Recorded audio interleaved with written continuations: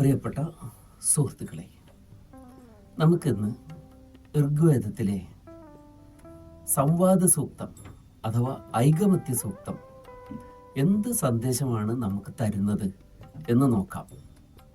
ഋഗ്വേദം ചെന്ന് അവസാനിക്കുന്നത് ഈ 4 മന്ത്രങ്ങളിലാണ്. ഋഗ്വേദത്തിൽ 10552 മന്ത്രങ്ങളുണ്ട്. അതിൽ അവസാനത്തെ 4 മന്ത്രങ്ങളാണ് സംവാദ സൂക്തം അഥവാ ഐകമത്യ സൂക്തം എന്ന് പറയുന്നത്. സംവാദം എന്ന് പറയുന്നതിന് കാരണം ഋഗ്വേദം നമ്മളോട് സംവദിക്കുന്നു. നിരവധി വിഷയങ്ങൾ പ്രതിപാദിച്ചുകൊണ്ട് ഒടുവിൽ വേദം നമുക്ക് തരുന്ന സന്ദേശമാണ് ഈ സംവാദ സൂക്തത്തിൽ ഉള്ളത്. നമ്മളെല്ലാവരും ഈ ഭൂമിയിൽ സൗഹാർദ്ദപൂർണമായി സഹവർത്തിക്കണം എന്നുള്ള മഹത്തായ സന്ദേശമാണ് ഋഗ്വേദം നമുക്ക് തരുന്നത്. അപ്പോൾ അത് ഉൾക്കൊള്ളുന്ന ആ സന്ദേശം ഉൾക്കൊള്ളുന്ന ഈ 4 മന്ത്രങ്ങൾ എന്താണ് പറയുന്നത് എന്ന് നമുക്ക് നോക്കാം. ഇതിൽ ആദ്യത്തെ മന്ത്രം ഇതാണ്: ഓം സംസമിദ്യുവസേ വൃഷന്നഗ്നേ വിശ്വാന്യര്യ ആ ഇളസ്പദേ സമിധ്യസേ സനോവസൂന്യാഭര എന്നാണ്. സംസമിദ് യുവസേ വൃഷൻ അഗ്നേ, ഹേ അഗ്നേ എന്ന് സംബോധനയാണ്. അല്ലയോ അഗ്നി. വേദം തുടങ്ങുന്നതും അഗ്നിയെ സംബോധന ചെയ്തുകൊണ്ടാണ്, അഗ്നിയെ സ്തുതിച്ചുകൊണ്ടാണ്. അഗ്നിമീളേ പുരോഹിതം യജ്ഞസ്യ ദേവം ഋത്വിജം ഹോതാരം രത്നധാതമം എന്നാണ് ഋഗ്വേദത്തിലെ ആദ്യത്തെ മന്ത്രം. അപ്പൊ അഗ്നി, കാരണം അഗ്നിയാണ് എല്ലാ ഊർജവും തരുന്നത്. ഊർജത്തിന്റെ പ്രതീകമായിട്ടാണ് അഗ്നിയെ പറയുന്നത്.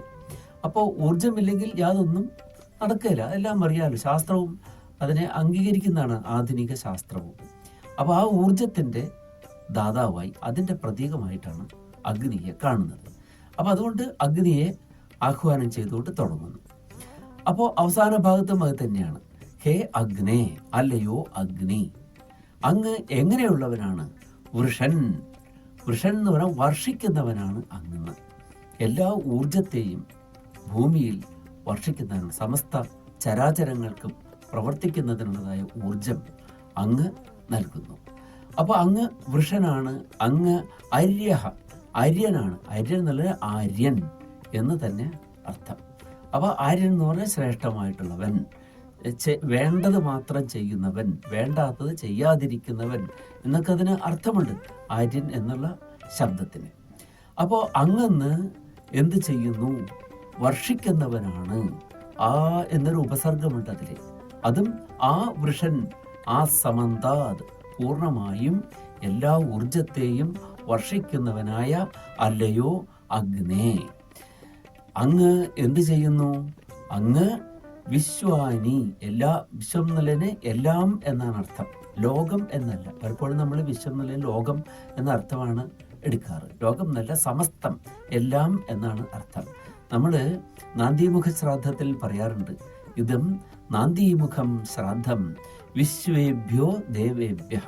വിശ്വേഭ്യോ ദേവേഭ്യ എന്ന് പറഞ്ഞാൽ എല്ലാ ദേവന്മാർക്കും ആയി എന്നാണ് അതിൻ്റെ അർത്ഥം. അപ്പോൾ വിശ്വാനി അര്യ ആ, അങ്ങ് എന്ത് ചെയ്യുന്നു? എല്ലാ ഊർജത്തെയും, വരണീയങ്ങളായിട്ടുള്ള ശ്രേഷ്ഠങ്ങളായിട്ടുള്ള എല്ലാറ്റിനെയും, എല്ലാ നന്മയെയും അങ്ങ് ഈ ഭൂമിയിൽ വർഷിക്കുന്നു. തന്നെയുമല്ല, അങ്ങന്ന് എല്ലാറ്റിനെയും യോജിപ്പിക്കുന്നവനാണ് അങ്ങന്ന്. യുവസേ, യുവസേ യോജിപ്പിക്കുന്നു. ഈ ആ എന്നുള്ള ഉപസർഗം എവിടേക്കും വേണമെങ്കിൽ അന്വയിക്കാം. ആ യുവസേ, പൂർണ്ണമായും അങ്ങ് യോജിപ്പിക്കുന്നു. എന്തിനെ യോജിപ്പിക്കുന്നു? എല്ലാ ജീവജാലങ്ങളെയും അങ്ങ് യോജിപ്പിക്കുന്നു. എങ്ങനെയാണ് എല്ലാ ജീവജാലങ്ങളെയും അഗ്നി യോജിപ്പിക്കുന്നത് അഥവാ ഊർജം യോജിപ്പിക്കുന്നത്? നമ്മൾ സാധാരണ ഒരേ വർഗത്തിൽ പെട്ടത് എന്ന അർത്ഥത്തിൽ നമ്മൾ പ്രയോഗിക്കുന്ന ചില പദങ്ങളുണ്ട്. അതൊന്ന് ശ്രദ്ധിച്ചാൽ മതി. എന്താണത്? ഒന്ന് സഗന്ധർ, സഗന്ധരായിട്ടുള്ളവർ എന്ന് പറഞ്ഞാൽ ഒരേ വർഗത്തിൽപ്പെട്ടത് അല്ലെങ്കിൽ ഒരേ ജാതിയിൽപ്പെട്ടത് എന്നാണ് അർത്ഥം. ഇപ്പം ജാതി എന്ന് പറയുമ്പോൾ എന്താണ്? മനുഷ്യജാതി, മൃഗജാതി, അതിൽ തന്നെ ഗോക്കള്, ഗജങ്ങൾ, ഇങ്ങനെയൊക്കെ ഉണ്ടല്ലോ. അപ്പോൾ ഈ ഓരോ ജാതിക്കും എന്താണ്? അവയ്ക്ക് അവയുടെ ഗന്ധം കൊണ്ട് നമ്മൾ ഒരു ജാതി എന്ന് പറയും. അപ്പോൾ മനുഷ്യൻ്റെ ഗന്ധം ഉള്ളവരൊക്കെ മനുഷ്യരാണ്, അവരാണ് സഗന്ധർ. അപ്പോൾ ആനയുടെ ഗന്ധം നമ്മൾ പറയാറുണ്ട്, ഇവിടെ ആനയുടെ ഗന്ധമുണ്ട്. വാസ്തവത്തിൽ ഓരോ ആനയ്ക്കും ഓരോ ഗന്ധമാണത്രേ. ഓരോ വിധത്തിൽപ്പെട്ട ആനകൾ ഉണ്ട്. പാലകാപ്യം ഒക്കെ അതിൽ പറയുന്നുണ്ട്. പാലകാപ്യത്തിൽ ആനകളെക്കുറിച്ച് പറയുന്നതാണ്. പാലകന്മാർ, ആനകളുടെ കൂട്ടങ്ങളെ പാലിക്കുന്നവരാണ് പാലകന്മാരെ. അപ്പോൾ അതിലുള്ള ഒരു മുനിയാണ് ഈ പാലകാപ്യം എഴുതിയിട്ടുള്ളത്. അപ്പോൾ അദ്ദേഹം പറയുന്നുണ്ട് ഓരോ തരത്തിലുംപ്പെട്ട ആനയ്ക്ക് വേറെ വേറെ ഗന്ധമാണ്. പക്ഷേ ഇതൊക്കെ ആണെങ്കിലും ആനകളുടെ ഗന്ധത്തിന് ഒരു സമാനതയുണ്ട്. അതാണ് നമ്മൾ ആനയുടെ ഗന്ധമുണ്ട് എന്ന് പറയുന്നത്. ഇന്ന ആന എന്ന് നമുക്ക് മനസ്സിലാവുന്നില്ലെങ്കിലും പല വിധത്തിലുള്ള തരത്തിലുള്ള കൂട്ടത്തിൽപ്പെട്ട ആനകളുണ്ടെങ്കിലും എന്താണ്? അവയ്ക്ക് ഒരു സമാന ഗന്ധമുണ്ട്. അതുപോലെയാണ് മനുഷ്യരും. മനുഷ്യഗന്ധമുള്ളവരൊക്കെ മനുഷ്യരാണ്. അതുപോലെ തന്നെയാണ് നമ്മൾ പക്ഷികൾ. ഒരേ തൂവൽ പക്ഷികൾ നമ്മൾ പറയാറുണ്ട്. ഒരേപോലത്തെ തൂവലുള്ളതൊക്കെ ഒരേ വർഗത്തിൽപ്പെട്ട പക്ഷികൾ എന്ന് പറയുന്നത് പോലെ അതിൻ്റെ തന്നെ വിശാലമായ ഒരർത്ഥമാണ് എല്ലാവരിലും അഗ്നി വൈശ്വാനര രൂപത്തിൽ വർത്തിക്കുന്നു. ഓരോ ജീവിയിലുമുള്ള അഗ്നിയാണ് നമ്മൾ എന്ത് പറയുന്നത്? വൈശ്വാനര അഗ്നി. വിശ്വ നരന്മാരിലുമുള്ള അഗ്നി. അവിടെ നരൻ എന്ന് പറയുമ്പോൾ മനുഷ്യൻ എന്ന് മാത്രമുള്ള അർത്ഥമല്ല. എല്ലാ ജീവജാലങ്ങളിലും എല്ലാ വ്യക്തികളിലും ഉള്ളതായ ആ ഊർജം. വ്യക്തി എന്ന് പറഞ്ഞാൽ എന്താണ്? വ്യഞ്ചിപ്പിക്കുന്നത്. എന്തിനാണ് വ്യഞ്ചിപ്പിക്കുന്നത്? ഈശ്വരന്റെ സ്വരൂപത്തെ അഥവാ ചൈതന്യത്തെ വ്യഞ്ചിപ്പിക്കുന്നത്. ഒരു ജീവി നടക്കുകയോ ഇളകുകയോ ഒക്കെ ചെയ്യുമ്പോൾ നമ്മൾ എന്ത് പറയും? അതിന് ജീവനുണ്ട്. അതിൻ്റെ ചൈതന്യമാണ് അത് അഭിവ്യഞ്ജിപ്പിക്കുന്നത്, പ്രകാശിപ്പിക്കുന്നത്. അപ്പോൾ അത് വ്യക്തിയാകുന്നു. ഓരോ ജീവിയും, അത് മനുഷ്യനായിക്കൊള്ളട്ടെ, മൃഗമായിക്കൊള്ളട്ടെ, പക്ഷിയായിക്കൊള്ളട്ടെ, അല്ലെങ്കിൽ വേറെ പുൽച്ചെടികളായിക്കോട്ടെ, പുല്ലായിക്കോട്ടെ, വൃക്ഷങ്ങളായിക്കൊള്ളട്ടെ, അതിലെ ചൈതന്യം വ്യഞ്ചിപ്പിക്കുക, വ്യക്തമാക്കുക. അതുകൊണ്ടാണ് നമ്മൾ വ്യക്തി എന്ന് പറയുന്നത്. ഒരു ബീജം മുളയ്ക്കുന്നു, അത് വളരുന്നു, അത് വളർന്നു വന്ന് പൂക്കുകയും കായ്ക്കുകയും ചെയ്യുന്നു. ആ ബീജത്തിന് ഏത് മാതൃവൃക്ഷം ആയിരുന്നുവോ ആ മാതൃവൃക്ഷത്തിൻ്റെ അതേ സ്വഭാവമുള്ള കുഞ്ഞുങ്ങൾ അതിന് ഉണ്ടാവുകയും ചെയ്യും, തൈകൾ അതിന് ഉണ്ടാവുകയും ചെയ്യുന്നു. അപ്പോൾ അതിലൊക്കെ എന്തുണ്ട്? ഈ ഓരോ പ്രക്രിയയിലും അതിലെ ചൈതന്യത്തെ വ്യക്തമാക്കുന്നുണ്ട്. അതുകൊണ്ട് അതൊക്കെ വ്യക്തിയാണ്. അപ്പോൾ ഈ ഊർജമുള്ള എല്ലാം വ്യക്തികളാണ്. അപ്പോൾ എന്താണ് ആ ഊർജം? ഏത് രൂപത്തിലാണ്? വൈശ്വാനരാഗ്നിയുടെ രൂപത്തിൽ എല്ലാ ജീവജാലങ്ങളിലും വർത്തിക്കുന്നു. അല്ലയോ അഗ്നേ അവിടുന്ന്. ആ ഊർജം പോയി കഴിഞ്ഞാൽ നമ്മൾ പിന്നെ അതിനെ അതായിട്ട് ആ ജീവിയായിട്ട് കൂട്ടില്ല. അങ്ങനെയല്ലേ? ഒരു മനുഷ്യരിലെ ഊർജം പൂർണ്ണമായും പോയി കഴിഞ്ഞു, പിന്നെ നമ്മളെന്താണ്? ശരീരം തണുത്തു പോയി. നമ്മളെന്താണ് പറയുക? അതൊരു ബോഡി എന്നേ നമ്മൾ പറയാറുള്ളൂ. ഗാത്രം മാത്രമായിട്ട് നമ്മളതിനെ പറയാറുള്ളൂ. അപ്പോൾ സമസ്ത ജീവജാലങ്ങളെയും ഒന്നിപ്പിക്കുന്നവനാണ് അവിടുന്ന്. അപ്പോൾ വേദത്തിൻ്റെ വലിയൊരു ദർശനം വേദം അവിടെ സ്പഷ്ടമാക്കുകയാണ്. എല്ലാ ജീവജാലങ്ങളും ഈ ഭൂമിയിൽ സമാധാനപൂർണമായി സഹവർത്തിക്കേണ്ടതാണ്. അപ്പോൾ എല്ലാറ്റിലും അഗ്നിയുള്ളത് കൊണ്ട് അതെല്ലാം ഒന്നാണ്. അങ്ങ് എന്തിനെ ചെയ്യുന്നു? സമസ്തം അങ്ങെന്ന് വിശ്വാനി ആ യുവസേ, എല്ലാറ്റിനെയും അങ്ങെന്ന് യോജിപ്പിച്ച് നിർത്തുന്നു. ഈ ഒരു അഗ്നി എല്ലാവരും ഉൾക്കൊള്ളുന്നവരാണ്. അതാണ് എല്ലാവരുടെയും ആ ഒരു സാദൃശ്യം അഥവാ സാമ്യം, സമത്വം എന്ന് പറയുന്നത്. അങ്ങനെയുള്ള അങ്ങെന്ന് ഇളസ്പദേ സമിധ്യസേ. ഇളസ്പദേ, ഇള എന്ന് പറഞ്ഞാൽ ഭൂമിയാണ്. ഇളസ്പദേ, ഭൂതലത്തിൽ അങ്ങൊന്ന് സംവർദ്ധനം ചെയ്യപ്പെടുന്നു, അങ്ങയെ വളർത്തിക്കൊണ്ടുവരുന്നു. എന്താണ്? ഗൃഹസ്ഥന്മാരാണെങ്കിൽ സാധാരണ ഇതിൽ ദക്ഷിണാഗ്നി, ഗാർഹപത്യാഗ്നി, ആഹവനീയാഗ്നി, ഇങ്ങനെ 3 അഗ്നികളുണ്ട്. അഗ്നിത്രയം എന്ന് പറയും. അഗ്നി പഞ്ചകം എന്നും പറയും. പഞ്ച അഗ്നി. ഈ പഞ്ചാഗ്നി എന്ന് പറയുമ്പോൾ നമ്മൾ പലപ്പോഴും വ്യത്യസ്തങ്ങളായ അർത്ഥങ്ങളാണ് ഗ്രഹിക്കാറുള്ളത്. പഞ്ചാഗ്നി, ഇപ്പൊ പാർവതി പരമേശ്വരനെ പതിയായി ലഭിക്കുന്നതിന് വേണ്ടി പഞ്ചാഗ്നി മധ്യത്തിൽ തപസ് ചെയ്തു എന്ന് നമ്മൾ കേട്ടിട്ടുണ്ട്. അപ്പോൾ അവിടെ പഞ്ചാഗ്നി മധ്യത്തിൽ തപസ് ചെയ്തത് എങ്ങനെയാണ്? പാർവതി തനിക്ക് ചുറ്റും 4 ഭാഗത്തും അഗ്നി കുണ്ഡങ്ങളിൽ അഗ്നിയെ വർദ്ധിപ്പിച്ചു. അതിൻ്റെ മധ്യത്തിൽ നിന്നുകൊണ്ട് മുകളിൽ സൂര്യദേവനെ നോക്കി, സൂര്യനിലെ അഗ്നി. അങ്ങനെ 5 അഗ്നിക്ക് മധ്യത്തിൽ നിന്ന് പാർവതി തപസ് ചെയ്തു എന്ന് പറയുന്നുണ്ട്. മറ്റൊരർത്ഥത്തിൽ നമ്മൾ പഞ്ചാഗ്നി എന്ന് പറയുമ്പോൾ നേരത്തെ പറഞ്ഞ ദക്ഷിണാഗ്നി, ഗാർഹപത്യാഗ്നി, ആഹവനീയാഗ്നി, അതിന് പുറമെ ആവസഥാഗ്നി, ആശ്രമങ്ങളുടെ അഗ്നി, അതുപോലെ തന്നെ സഭ്യാഗ്നി, ഇങ്ങനെ 5 അഗ്നികൾ ഉണ്ട്. നമ്മുടെ ഉപനിഷത്തിലൊക്കെ പറയുന്ന വേറെ 5 അഗ്നികളുണ്ട്. അത് ദ്യോവ്, ആകാശം, പർജന്യ, പർജന്യം എന്ന് പറഞ്ഞാൽ മഴ, പിന്നെ ഭൂമി, ആ മഴയെ സ്വീകരിക്കുന്ന ഭൂമി, മഴയെ സ്വീകരിച്ച് അതിൽ നിന്ന് സസ്യങ്ങളെ വളർത്തിയെടുക്കുന്ന ഭൂമി, പിന്നെ 4-മത്തേത് പുരുഷനും പിന്നെ സ്ത്രീയും. അപ്പോൾ ഈ സസ്യങ്ങൾ അതിലൂടെ പുരുഷന്മാർ സ്വീകരിക്കുന്ന ആ അന്നം, ഭക്ഷണം, ആ ഭക്ഷണത്തിൽ നിന്ന് ബീജവും, സ്ത്രീ സ്വീകരിക്കുന്ന ഭക്ഷണത്തിൽ നിന്ന് അണ്ഡവും ഉണ്ടായി വീണ്ടും സൃഷ്ടികൾ നടക്കുന്നു. ഇങ്ങനെ പഞ്ചാഗ്നി എന്ന് പറയാറുണ്ട്. അപ്പോൾ പഞ്ചാഗ്നി എന്ന് പറഞ്ഞാൽ ഈ 3 അർത്ഥത്തിലും നമ്മൾ പഞ്ചാഗ്നികളെ പറയാറുണ്ട്. അപ്പോൾ അഗ്നിയെ ഇപ്രകാരം വിഭിന്നങ്ങളായ തലങ്ങളിൽ വർദ്ധിപ്പിച്ചു കൊണ്ടിരിക്കുന്നു. അഗ്നിയോടുള്ള ആ ബഹുമാനം കൊണ്ടാണ്, ഊർജം. അഗ്നി ഇല്ലെങ്കിൽ ഇതൊന്നും നിലനിൽപ്പ് ഇല്ല. നമ്മൾ വേറെ ചില പ്രൊമത്യൂസിന്റെ കഥയൊക്കെ നമ്മൾ കേട്ടിട്ടുണ്ടായിരിക്കും. പ്രൊമത്യൂസ് വളരെ ദയയുള്ള ഒരു ദേവനായിരുന്നു. അതുകൊണ്ട് പ്രൊമത്യൂസ് എന്ത് ചെയ്തു? അഗ്നി എടുത്ത്, ദേവന്മാർക്ക് മാത്രം അവകാശമുണ്ടായിരുന്ന അഗ്നിയെ എടുത്ത് മനുഷ്യർക്ക് കൊടുക്കുകയാണ് പ്രൊമത്യൂസ് ചെയ്തത്. ഇതറിഞ്ഞപ്പോൾ പ്രൊമത്യൂസിനെ ദേവന്മാർ ശിക്ഷിച്ചു. ഒരു കിഴുക്കാൻ തൂക്കായ പാറയിൽ പ്രൊമത്യൂസിനെ കെട്ടിയിട്ടു. പ്രൊമത്യൂസിന്റെ കരള് കഴുകന്മാർ വന്ന് കൊത്തി വലിച്ച് തിന്നുകയുണ്ടായി. പ്രൊമത്യൂസ് വളരെ ഹൃദയമുള്ളവനാണ്, കരളുള്ളവനാണ്, ദയാലു അല്ലേ. അതുകൊണ്ട് പ്രൊമത്യൂസിന്റെ കരൾ വീണ്ടും വീണ്ടും വളർന്നു വന്നു, വീണ്ടും വീണ്ടും പക്ഷികളെ കൊത്തിത്തിന്ന്. അങ്ങനെ സ്നേഹത്തിന്റെ പേരിൽ, മനുഷ്യർക്ക് അഗ്നി നൽകിയതിന്റെ പേരിൽ വളരെയേറെ ക്ലേശങ്ങൾ അനുഭവിക്കേണ്ടി വന്ന ഒരു ദേവനാണ് ഗ്രീക്ക് പുരാണങ്ങളിലെ പ്രൊമത്യൂസ്. അപ്പോൾ ഈയൊരു ആശയം തന്നെയാണ് നമുക്കും. അഗ്നി ഇല്ലെങ്കിൽ എന്തില്ല, യാതൊരു പ്രവൃത്തിയും നടക്കില്ല. ഈ ലോകം തന്നെ, ഇവിടുത്തെ ഈ ചരാചരങ്ങൾ തന്നെ ഉണ്ടാവുകയില്ല ഊർജം ഇല്ലെങ്കിൽ.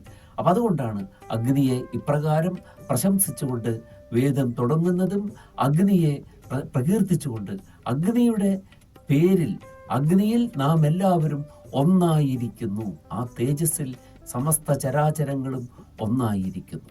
അപ്പോൾ അങ്ങനെ ഇളസ്പതി, അതുകൊണ്ടാണ് അഗ്നിയെ നമ്മൾ അഗ്നികുണ്ഡങ്ങളിൽ അതിനെ വളർത്തുന്നത്, അതിനോടുള്ളതായ ആ ബഹുമാനത്തെ സൂചിപ്പിക്കുന്നതിന് വേണ്ടി. ഇളസ്പതേ സമിധ്യസേ സനോ വസൂന്യാഭര, അങ്ങനെയുള്ള അല്ലയോ അഗ്നേ, അവിടുന്ന് ഞങ്ങൾക്ക് വസൂനി ആഭര. വസുക്കൾ എന്ന് പറഞ്ഞാൽ രത്നങ്ങൾ എന്നാണ് അർത്ഥം. അത് സമ്പത്തിന്റെ പ്രതീകമായിട്ട് രത്നങ്ങൾ എന്ന പദം പ്രയോഗിച്ചിരിക്കുന്നു. സഹ നഹ, നഹ എന്ന് പറഞ്ഞാൽ അസ്മഭ്യം, ഞങ്ങൾക്കായി, വസൂനി, വസുക്കളെ, രത്നങ്ങളെ, എല്ലാ പ്രകാരത്തിലുമുള്ള സമ്പത്തുകളെയും ഐശ്വര്യങ്ങളെയും ആനയിച്ചാലും കൊണ്ടുവന്ന് തന്നാലും എന്നാണ് അതിൽ പ്രാർത്ഥിക്കുന്നത്. അപ്പോൾ ഊർജത്തിലൂടെ എന്തുണ്ടാകുന്നു? നമ്മുടെ ഏത് പ്രവൃത്തിയും, നമ്മൾ ജോലി ചെയ്യുന്നു, ജോലി ചെയ്യുമ്പോഴാണ് എന്തുണ്ടാകുന്നത്? ജോലി ചെയ്യുമ്പോഴാണ് നമുക്ക് രത്നങ്ങൾക്ക് അർഹത വരുന്നത്, രത്നങ്ങൾ നമുക്ക് ലഭ്യമായി തീരുന്നത് നിരന്തരമായ പരിശ്രമങ്ങളുണ്ട്. അപ്പം അതിന് ഉള്ള ഊർജം തരികയാണ് ഈശ്വരൻ നമുക്ക് ചെയ്തത്. നമ്മൾ പലപ്പോഴും പ്രാർത്ഥിക്കാറുണ്ട്, ഞങ്ങൾക്ക് സമ്പത്ത് നൽകണമെന്നൊക്കെ ഈശ്വരൻ പ്രാർത്ഥിക്കാറുണ്ട്. സമ്പത്ത് നൽകണം, ഐശ്വര്യം നൽകണം എന്നൊക്കെ നമ്മൾ പറയാറുണ്ട്. പക്ഷേ ഈശ്വരൻ അങ്ങനെ നേരിട്ട് നമുക്ക് ഒരു സമ്പത്ത് കൊണ്ടുവന്ന് തരികയല്ല, നമുക്ക് പ്രവർത്തിക്കാനുള്ളതായ ഊർജവും വെളിച്ചവും ഒക്കെ നമുക്ക് തരുന്നത്. വെളിച്ചവും ഊർജം തന്നെയാണ്, നമുക്കറിയാം. അപ്പോൾ അതിനു വേണ്ടിയിട്ടാണ് നമുക്ക് പകലും രാത്രിയും ഒക്കെ വേറെ വേറെ തരുന്നത് പോലും ഇതിനെ കണ്ടുകൊണ്ടാണ്, ഈ സമ്പത്തിനെ കണ്ടുകൊണ്ടാണ്. രാവിലെ ഉണർന്ന് വേദം പറയുന്നത് തന്നെയാണ്, പ്രാതാരത്നം പ്രാതരിത്വാ ദധാതി ത്വം ചികിത്വാൻ പ്രതിഗൃഹ്യാനിധത്തെ തേന പ്രജാം വർദ്ധയമാന ആയു രായസ്പോഷേണ സചതേ സുവീരഃ എന്ന് പറയുന്നത്. പ്രാതഃ ഇത്വ, ഓരോ പ്രഭാതത്തിലും ഉണർന്ന് നാം എന്ത് ചെയ്യുന്നു? രത്നം ദധാതി, നമ്മൾ രത്നത്തെ ധരിക്കുന്നു. അപ്പൊ അവിടെയാണ്. അപ്പൊ പ്രഭാതത്തിൽ ആവുമ്പോൾ എന്താണ്? നമുക്ക് പ്രവർത്തിക്കുന്നതിനുള്ള ഊർജവും അതുപോലെ തന്നെ കാണണമെങ്കിൽ എന്ത് വേണം? വെളിച്ചം. അതും ഊർജം തന്നെ. അതിനെ നമുക്ക് തരും. ഒരു പ്രപഞ്ചത്തിന്റെ സംവിധാന കൗശലം അതിൻ്റെ പിന്നിൽ ഉണ്ട്. എപ്പോഴും രാവിലെ ഉണർന്ന് ജോലി ചെയ്യുന്നു, രാത്രി വരെ ജോലി ചെയ്യുന്നു. രാത്രി ആയാൽ എന്താണ്? ജഗതോ നിവേശനിയായ രാത്രി. വയാമി രാത്രിയും ജഗതോ നിവേശനിയും എന്നാണ് വേദം പറയുന്നത്. ജഗത്തിനെ നിവേശിപ്പിക്കുന്നതാണ്. വെളിച്ചത്തെ പിൻവലിച്ചു. സൂര്യൻ അസ്തമിക്കുന്നു, നമുക്ക് പ്രവർത്തിക്കാൻ വേണ്ട അത്ര വെളിച്ചമില്ലാതെ വരുന്നു. പിന്നെ നമ്മൾ കൃത്രിമമായിട്ട് വിളക്കുകളൊക്കെ നമ്മൾ ഉണ്ടാക്കി, എണ്ണ ഒഴിച്ച് കത്തിക്കുന്ന വിളക്കുകളും പിന്നെ നമ്മൾ വൈദ്യുതിയിൽ പ്രകാശിപ്പിക്കുന്ന വിളക്കുകളൊക്കെ നമ്മൾ പിന്നീട് ഉണ്ടാക്കി. പക്ഷേ യഥാർത്ഥത്തിൽ പ്രപഞ്ചം അതിൻ്റെ ആ സംവിധാന കൗശലം കൊണ്ട് നോക്കിയാൽ നേരമെടുക്കുമ്പോൾ എല്ലാവർക്കും ജോലി ചെയ്യാനുള്ള വെളിച്ചവുമായിട്ട് സൂര്യൻ വരുന്നു. വെളിച്ചവും ഊർജവും അവിടെ നമുക്ക് ലഭിക്കുന്നു. രാത്രിയാകുമ്പോൾ എന്താണ്? വെളിച്ചമെല്ലാം മാറ്റിക്കളയുന്നു. നമുക്ക് ഉറങ്ങാനുള്ള സമയം രാത്രി വരുന്നു. രാത്രി നമ്മുടെ നിദ്രാപ്രദാനത്തിലൂടെ നമ്മുടെ ക്ഷീണത്തെ ക്ഷപിപ്പിക്കുന്നു. ക്ഷപിപ്പിക്കുക എന്ന് പറഞ്ഞാൽ എന്താണ്? നീക്കിക്കളയുക എന്നാണ് അർത്ഥം. അതുകൊണ്ടാണ് രാത്രിക്ക് ക്ഷപ എന്ന് പര്യായം പറയുന്നത്. അപ്പോൾ വേദം ആ ഒരു മന്ത്രവും നമ്മളെ ഉദ്ബോധിപ്പിക്കുന്നുണ്ട്. ഹൊയാമ്യ അഗ്നിം പ്രഥമം സ്വസ്തയേ, ഹൊയാമി മിത്രാവരുണ വിഹാവസേ, ഹൊയാമി രാത്രിം ജഗതോ നിവേശനീം, ഹൊയാമി ദേവം സവിതാരമോദയേ എന്നാണ്. അഗ്നിയെ നമ്മൾ എന്ത് ചെയ്യുന്നു? ആഹ്വാനം ചെയ്യുന്നു. ആദ്യമേ തന്നെ സ്വസ്തിക്കായിക്കൊണ്ട് അഗ്നിയെ ആഹ്വാനം ചെയ്യുന്നു. നമുക്ക് ഊർജം പ്രദാനം ചെയ്ത് നമ്മളെ സ്വസ്ഥരാക്കി തീർക്കുന്നതിനായി അഗ്നിയെ ആഹ്വാനം ചെയ്യുന്നു. ഹൊയാമി മിത്രാവരുണാവിഹാവസേ, മിത്രാവരുണന്മാരെ ഐശ്വര്യത്തിന് വേണ്ടി. മിത്രൻ സൂര്യനാണ്, വരുണൻ ജലത്തിൻ്റെ ദേവനാണ്. അപ്പോൾ സൂര്യൻ വെയിലും വരുണൻ ജലവും പ്രദാനം ചെയ്യുമ്പോൾ എന്താണ്? അത് നമുക്ക് ഐശ്വര്യത്തിന് കാരണമായി തരും. നമ്മുടെ കൃഷിയും പശുപാലനവും എല്ലാം നന്നായി കൊണ്ടുപോകുന്നതിന്, നിർബാധമായി കൊണ്ടുപോകുന്നതിന് ഇതെല്ലാം ആവശ്യമാണ്. ഹൊയാമി മിത്രാവരുണവും ഇഹ അവസേ, ഹൊയാമി രാത്രിയും ജഗതോ നിവേശനീം. രാത്രി ജഗത്തിനെ നിവേശിപ്പിക്കുന്നതാണ്. നിവേശിപ്പിക്കുക എന്ന് പറഞ്ഞാൽ ആലയത്തിലേക്ക് നിവേശിപ്പിച്ച് നിദ്രാപ്രദാനത്തിലൂടെ സന്തോഷം നൽകുന്നത് ആണ് രാത്രി. അപ്പൊ നമ്മുടെ ക്ഷീണത്തെ അകറ്റുന്നത് കൊണ്ട്, ക്ഷപിപ്പിക്കുന്നത് കൊണ്ട് ക്ഷപ എന്നും. ക്ഷണത, ക്ഷണം എന്ന് പറഞ്ഞ സന്തോഷം, ഉത്സവം എന്നൊക്കെ അർത്ഥം. ക്ഷണത്തെ പ്രദാനം ചെയ്യുന്നതുകൊണ്ട് ക്ഷണത എന്നും രാത്രിയെ പറയുന്നു. അപ്പോൾ ഇപ്രകാരമുള്ള ആ വലിയ ഒരു സംവിധാന കൗശലത്തിലേക്കാണ് വാസ്തവത്തിൽ ഈ മന്ത്രം നമ്മുടെ ശ്രദ്ധയെ ക്ഷണിക്കുന്നത്. എല്ലാ ഐശ്വര്യവും പ്രദാനം ചെയ്തുകൊണ്ട്, ഊർജം പ്രദാനം ചെയ്തുകൊണ്ട്, വെളിച്ചമുൾപ്പെടെ നൽകിക്കൊണ്ട് പ്രഭാതത്തിൽ ഉണരണമെന്ന് ആഹ്വാനം ചെയ്യുന്നു വേദം. ഈ നൽകുന്ന ഊർജവും വെളിച്ചവുമെല്ലാം പ്രദാനം ചെയ്യുന്ന ആ ശക്തികളെ കാട്ടിക്കൊണ്ട് നമ്മളെ ആഹ്വാനം ചെയ്യുകയാണ് വേദം ചെയ്യുന്നത്.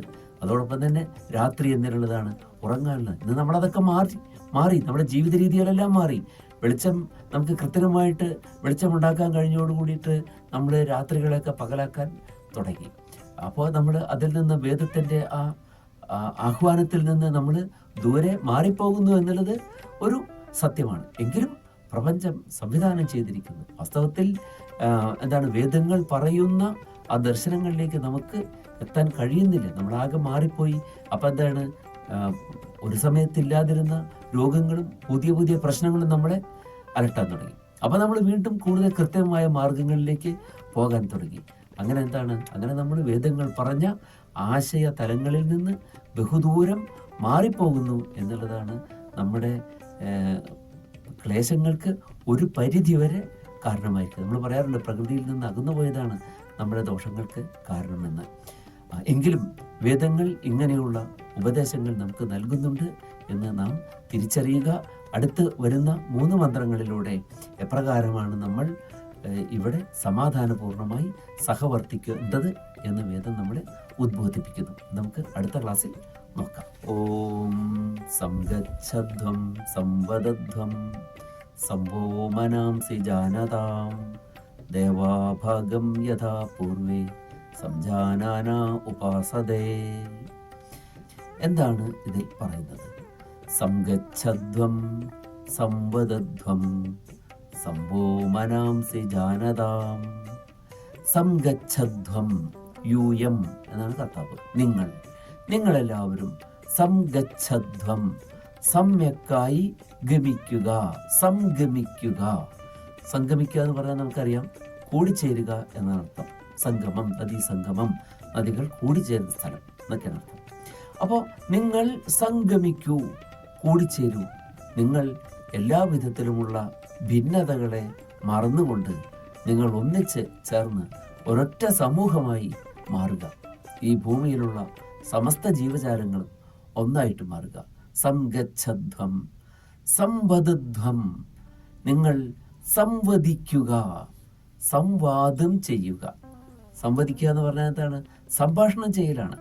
നിങ്ങൾ ഓരോരുത്തരും നിങ്ങളുടെ ദർശനങ്ങളെ പരസ്പരം കൈമാറുക. ഇങ്ങനെയുള്ള സംവാദത്തിലേക്ക് വരിക. പരിഷ്കരിക്കേണ്ടതിൽ ഒരാളുടെ അഭിപ്രായങ്ങളും ആശയങ്ങളും മറ്റൊരാളുടെ അഭിപ്രായങ്ങളുടെയും ആശയങ്ങളുടെയും വെളിച്ചത്തിൽ പുനരവലോകനം ചെയ്ത് വരുത്തേണ്ട മാറ്റങ്ങളെ വരുത്തിക്കൊണ്ട് ഇരുവർക്കും യോജിക്കാവുന്ന അർത്ഥതലങ്ങളിലേക്ക് എത്തിച്ചേരുക. അതാണ് നമ്മൾ സാധാരണഗതിയിൽ സംവാദങ്ങളിൽ ഏർപ്പെടുന്നത്. നിങ്ങൾ സംവാദം ചെയ്യണം. കാരണം ഓരോരുത്തരുടെയും മനസ്സും ഹൃദയവും എല്ലാം വിഭിന്നമാണ്. അപ്പോൾ ഒരാൾ പറയുന്നതിൻ്റെ അർത്ഥം മറ്റൊരാൾ ഗ്രഹിച്ചു കൊള്ളണമെന്നില്ല. ഒരാളുടെ പ്രവൃത്തിയുടെ താല്പര്യം മറ്റൊരാൾ ഗ്രഹിച്ചു കൊള്ളണമെന്നില്ല. അതുകൊണ്ടാണ് നിങ്ങൾ സംഗമിച്ചാൽ മാത്രം പോരാ, സംവദിക്കുകയും വേണം. നിങ്ങൾക്ക് ഹൃദയ സംവാദം നടക്കണം. സാഹിത്യാസ്വാദനത്തിലുള്ള ഹൃദയ സംവാദം നമുക്കറിയാം. അവിടെ കവികളുടെ ഹൃദയത്തിൽ ഉണ്ടായതായ ആശയവുമായി സഹൃദയന്റെ മനസ്സ് സംവദിക്കുന്നുണ്ട്. അതുപോലെ ഒരു സാഹിത്യപരമായിട്ടുള്ള സംവാദം മാത്രമല്ല, ഈ പ്രപഞ്ചത്തിൽ നിലനിൽക്കണമെങ്കിൽ നമുക്കെന്ത് വേണം? നമുക്ക് പരസ്പര സംവാദങ്ങൾ ആവശ്യമാണ്. അതുകൊണ്ട് സംവദധ്വം, സംവോ മനാംസി ജാനതാം, നിങ്ങളുടെ മനസ്സുകൾ സംജാനതാം, സമ്യക്കായി അറിയട്ടെ. മനസ്സുകളെ അറിയുക. പലപ്പോഴും മനുഷ്യൻ കപടതകൾ കാണിക്കുന്നവനാണ്. മനസ്സിലൊന്ന്, വചസ്സിലൊന്ന്, പ്രവൃത്തിയിൽ മറ്റൊന്ന്. ഒന്ന് മനസ്സിൽ കരുതും, മറ്റൊന്ന് സംസാരിക്കും, പ്രവർത്തിക്കുമ്പോൾ മറ്റൊന്നായി പോകും. നമ്മൾ പലപ്പോഴും കാണാറുള്ള ഒരു സംഗതിയാണത്. അപ്പോൾ അതുപോരാ, നിങ്ങൾ എന്ത് ചെയ്യണം? നിങ്ങൾ സംവോ മനാംസി ജാനതാം, വഹ മനാംസി സംജാനതാം, നിങ്ങൾ എല്ലാവരുടെയും മനസ്സുകൾ സമ്യക്കായി അറിയട്ടെ. അപ്പോൾ ഒന്ന് മനസ്സിൽ വെച്ചിട്ട് മറ്റൊന്ന് പറയുന്ന ആളെ വാസ്തവത്തിൽ നമുക്ക് അറിയാൻ കഴിയുന്നില്ല. അങ്ങനെ ആയാൽ പോരാ. നാമും അങ്ങനെ ചെയ്താൽ കാര്യമില്ലല്ലോ. ഒരാളോട് പറയുക, അതിൽ നിന്ന് വിഭിന്നമായ കാര്യം നമ്മൾ മനസ്സിൽ സൂക്ഷിക്കുകയും അതൊന്നും പറ്റാത്ത വിധത്തിൽ എന്ത് ചെയ്യുക? പ്രവർത്തിക്കുകയും ചെയ്താൽ ഒന്ന് സമൂഹത്തിൻ്റെ നിലനിൽപ്പ് സാധ്യമാവുകയില്ല. അവിടെ ധർമ്മം വിജയിക്കുകയില്ല. ധർമ്മം എന്താണ്? ധർമ്മം ധാരണോപാധികളാണ്. ഒരു സമൂഹം എങ്ങനെ നിലനിൽക്കണം, ആ നിലനിൽക്കുന്നതിന് ആവശ്യകമായിട്ടുള്ള എല്ലാ ഉപാധികളും സ്വീകരിക്കാൻ, കൈവിടാതിരിക്കാൻ എല്ലാവരും ബാധ്യസ്ഥരാണ്. അപ്പം അതുകൊണ്ട് എന്ത് ചെയ്യണം? മനസ്സുകൾ അറിയാൻ കഴിയണം. പലപ്പോഴും പ്രയാസമുള്ള ഒരു കാര്യമാണ്. ഒരാൾ എന്തുകൊണ്ട് അങ്ങനെ ചെയ്യുന്നു എന്നുള്ളത് നമുക്കറിയാൻ പ്രയാസമാണ്. കാരണം ഒരേ ഒരു അനുഭവം തന്നെ വിഭിന്ന വ്യക്തികളിൽ വിഭിന്നങ്ങളായിട്ടുള്ള പ്രതികരണങ്ങൾ ഉളവാക്കും. അപ്പം അതുകൊണ്ട് മനസ്സുകളെ അറിയാനുള്ള സാഹചര്യം നമുക്ക് ഉണ്ടാകട്ടെ. സംവോ മനാംസി ജാനതാം, ദേവാഭാഗം യഥാ പൂർവേ സംജാനന ഉപാസതേ, ദേവാഹ യഥാ പൂർവേ ദേവാഹ, എപ്രകാരമാണോ പൂർവേ ദേവാഹ, പൂർവികന്മാരായ ദേവന്മാർ, ഭാഗം സംജാനാനാഹ ഉപാസതേ. ഇത് യജ്ഞവുമായിട്ട് ബന്ധപ്പെട്ട് പറയുന്നതാണ്. യജ്ഞം എന്ന് പറയുമ്പോൾ നമ്മൾ നേരത്തെ കണ്ടു. യജ്ഞം എന്ന് പറഞ്ഞാൽ എന്താണ്? ഓരോരുത്തരും അവരവരുടെ യജ്ഞങ്ങൾ ഈ ലോകമാകുന്ന ഈ അഗ്നികുണ്ഡത്തിൽ സമർപ്പിക്കുകയാണ്. അതവരുടെ ജീവിതം എന്ന് പറയുന്നത്. അപ്പോൾ ഓരോരുത്തരും അവനവൻ്റെ യജ്ഞം അനുഷ്ഠിക്കുന്നു. ഒരു ഒരു പുരോഹിതൻ തൻ്റെ പ്രവൃത്തി അധ്യാപനങ്ങൾ നിർവഹിക്കുമ്പോൾ അദ്ദേഹത്തിൻ്റെ യജ്ഞത്തെ അദ്ദേഹം ഈ വിശ്വമാകുന്ന അഗ്നികുണ്ഡത്തിൽ സമർപ്പിക്കുകയാണ് ചെയ്യുന്നത്. ഒരു ഭടൻ തൻ്റെ പ്രാണനെ പോലും അവഗണിച്ചുകൊണ്ട് രാജ്യരക്ഷയ്ക്ക് വേണ്ടി നിൽക്കുമ്പോൾ, ഒരുപക്ഷെ പ്രാണൻ തന്നെ അപകടപ്പെട്ടേക്കാം എന്നുള്ള സാഹചര്യത്തിൽ നിൽക്കുമ്പോൾ അദ്ദേഹം ചെയ്യുന്നത് അദ്ദേഹത്തിൻ്റെ ജീവിതം കൊണ്ടുള്ളതായ യജ്ഞത്തെ രാജ്യത്തിൻ്റെ ഉത്തമ താല്പര്യങ്ങളാകുന്ന അഗ്നിയിൽ ഹോമിക്കുകയാണ് ചെയ്യുന്നത്. അങ്ങനെയാണ് ഓരോരുത്തരും അവനവൻ്റെ യജ്ഞങ്ങൾ പൂർത്തീകരിക്കുന്നത്. അങ്ങനെ യജ്ഞങ്ങളുടെ അനുഷ്ഠാനങ്ങളിലൂടെ ഈ രണ്ടാമത്തെ മന്ത്രവുമായിട്ട് വളരെ ബന്ധപ്പെട്ട് നിൽക്കുന്ന ഒരു മന്ത്രമാണ് ഈ മൂന്നാമത്തെ. ഓരോരുത്തരും അവനവൻ്റെ യജ്ഞങ്ങൾ അനുഷ്ഠിക്കുമ്പോൾ എന്തുണ്ടാകുന്നു? തത്ഫലമായിട്ടുള്ള ഐശ്വര്യ സംപ്രാപ്തി ഉണ്ടാകുന്നു. യജ്ഞങ്ങൾ അനുഷ്ഠിക്കുമ്പോൾ എന്താണ് ഉണ്ടാകുന്നത്? ഐശ്വര്യമുണ്ടാകുന്നു. യജ്ഞാദ്ഭവതി പർജന്യ. യജ്ഞത്തിൽ നിന്നുണ്ടാകുന്നു പർജന്യം ഉണ്ടാകുന്നു. പർജന്യൻ, മഴ.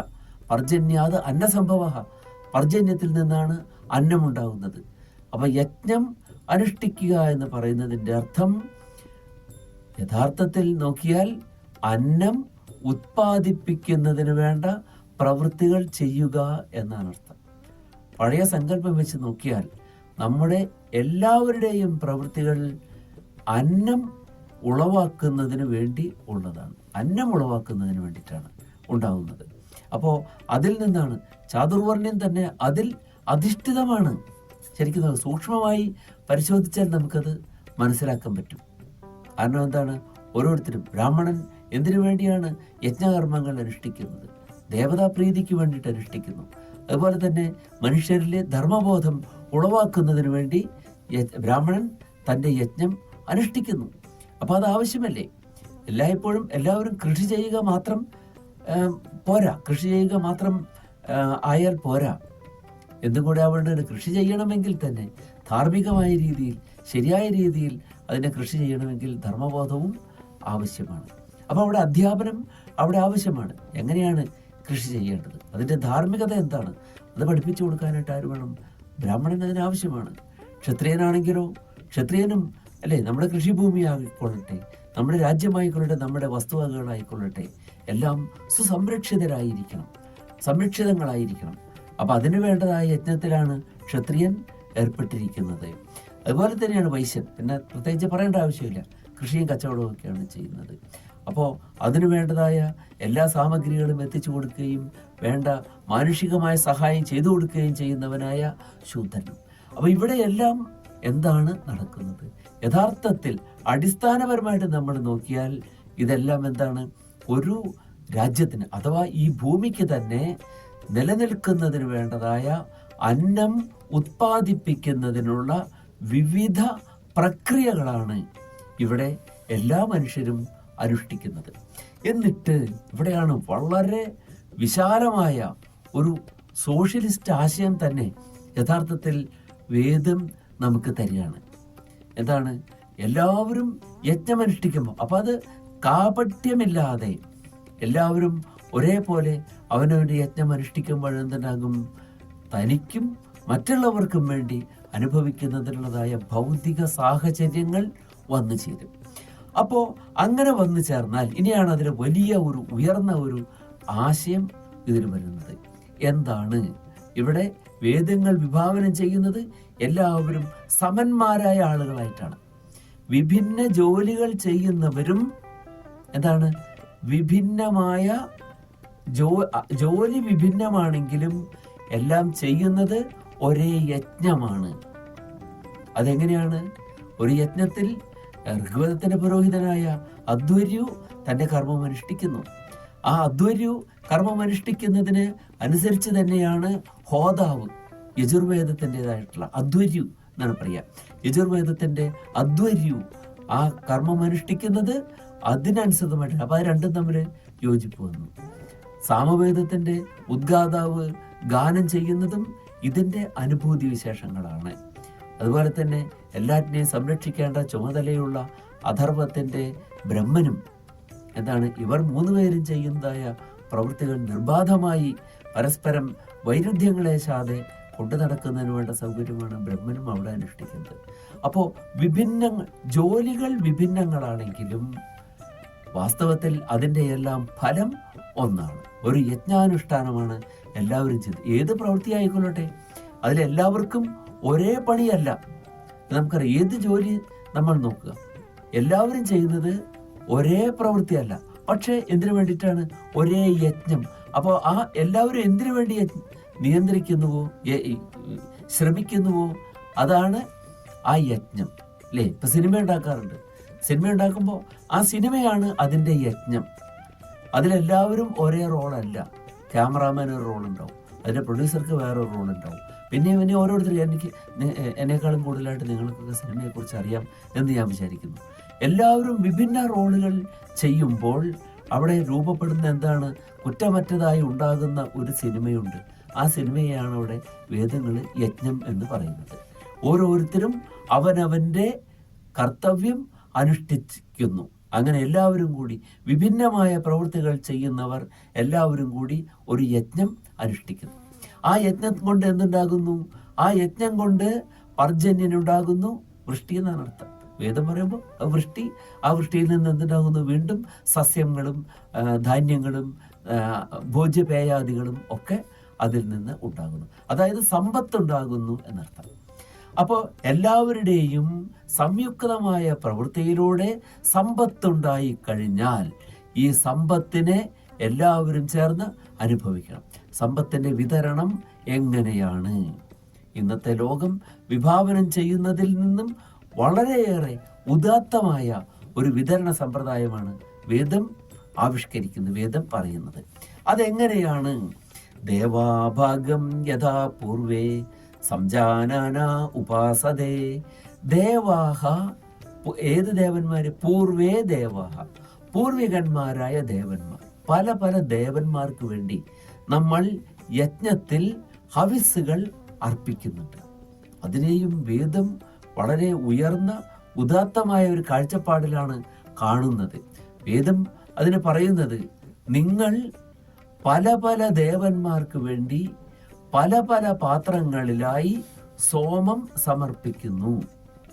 ഒരു വേദം പറയാണ്, ഈ വിഭിന്നങ്ങളായ പാത്രങ്ങളിലുള്ള സോമം യഥാർത്ഥത്തിൽ ഒന്ന് തന്നെയാണ്. വേറെ വേറെ പാത്രങ്ങളിൽ വെച്ചിട്ടുണ്ട്, വേറെ വേറെ ദേവന്മാരെ സങ്കല്പിച്ചിട്ടുണ്ട് എന്ന് മാത്രമേ ഉള്ളൂ. അപ്പോൾ വിഭിന്നരായ ദേവന്മാർക്ക് വേണ്ടി സങ്കല്പം ചെയ്ത് വിഭിന്നങ്ങളായ പാത്രങ്ങളിൽ സൂക്ഷിച്ചിട്ടുള്ള സോമം ഒന്നായിരിക്കുന്നത് പോലെ ആ സോമത്തെ സ്വീകരിക്കുന്നവരും ഒന്നാണ്. ദേവന്മാരുടെ ഏകത്വത്തെ അവിടെ പറയുന്നു. അപ്പോൾ വിഭിന്ന രൂപത്തിൽ നമ്മൾ കാണുന്നുണ്ട്, ആരാധിക്കുന്നുണ്ട്. ഇതൊക്കെ ശരി തന്നെയാണ്.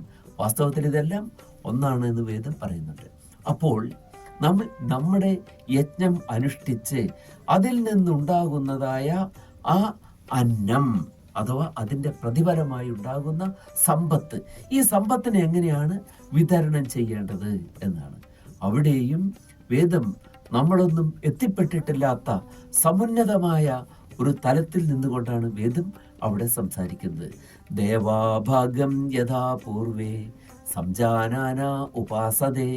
എപ്രകാരമാണോ ദേവന്മാർ തങ്ങൾക്കായി കൽപ്പിക്കപ്പെട്ടിട്ടുള്ള സങ്കല്പിക്കപ്പെട്ടിട്ടുള്ള യജ്ഞം മാത്രം സ്വീകരിക്കുന്നത്, ഹവിസ്സുകളെ മാത്രം സ്വീകരിക്കുന്നത്, മറ്റൊരു ദേവനുള്ള ഹവിസ് സ്വീകരിക്കാതെ തനിക്ക് അർഹതപ്പെട്ടത് മാത്രം സ്വീകരിക്കുന്നത്, അതുപോലെ നമ്മളും നമുക്ക് അർഹതപ്പെട്ട സമ്പത്തിൻ്റെ അംശത്തെ മാത്രം സ്വീകരിക്കുമാറാകട്ടെ എന്നാണ് വേദം ഇവിടെ പറയുന്നത്. അപ്പോൾ തൊഴിലിൻ്റെ മഹത്വത്തെ എടുത്തു പറയുന്നു. നിങ്ങൾ ഏത് ധർമ്മമനുഷ്ഠിച്ചാലും അതിന് വിരോധം പറയുന്നില്ല. നിങ്ങൾ എന്ത് വിശ്വസിക്കണം പറയുന്നില്ല. നിങ്ങൾ ഏത് രീതിയിൽ കാര്യങ്ങൾ ചെയ്യണം അതൊന്നും പറയുന്നില്ല. നിങ്ങളെല്ലാവരും നിങ്ങളുടെ ഗുണകർമ്മങ്ങൾക്കനുസൃതമായി വിഭിന്നങ്ങളായ പ്രവൃത്തികളിൽ വ്യാപൃതരാകുന്നു. വിഭിന്നങ്ങളായ പ്രവൃത്തികൾ നിങ്ങൾ ചെയ്തുകൊണ്ടു. അപ്പൊ എന്താണ്? എല്ലാവരും ആരെന്തൊക്കെ ചെയ്താലും എന്താണ് ഉണ്ടാവുന്നത്? എന്താണ്? ഭൂമിയിൽ സമസ്ത ചരാചരങ്ങൾക്കുമുള്ളതായ ഭോജ്യപേയങ്ങളാണുള്ളത്. ഭക്ഷിക്കുന്നതിനുള്ള വസ്തുക്കളും പാനം ചെയ്യുന്നതിനുള്ളതായ ജലവിശേഷങ്ങളും എല്ലാമാണ് അവിടെ ഉണ്ടാകുന്നത്. എന്നിട്ടോ കിട്ടിയവരതിനെ വാരി അകത്താക്കുകയല്ല ചെയ്യുന്നത്. എപ്രകാരമാണോ ദേവന്മാർ തങ്ങൾക്ക് അർഹതപ്പെട്ട ഹവിരംശം മാത്രം സ്വീകരിക്കുന്നത്, അതുപോലെ ഞങ്ങളും ഞങ്ങൾക്ക് അർഹതപ്പെട്ട സമ്പത്തിൻ്റെ അംശത്തെ മാത്രം സ്വീകരിക്കുവാൻ ഇടയാകട്ടെ എന്ന പ്രാർത്ഥനയാണ് പിന്നെ അവിടെ വരുന്നത്. ദേവാഭാഗം യഥാ പൂർവേ സംജാനാന ഉപാസതേ. സംജാനർഹ എന്ന് പറയുന്നത് അർത്ഥം അറിയുന്നവരായിട്ട് അതിനെ ഉപാസിക്കുന്നു, അതിനെ സ്വീകരിക്കുന്നു.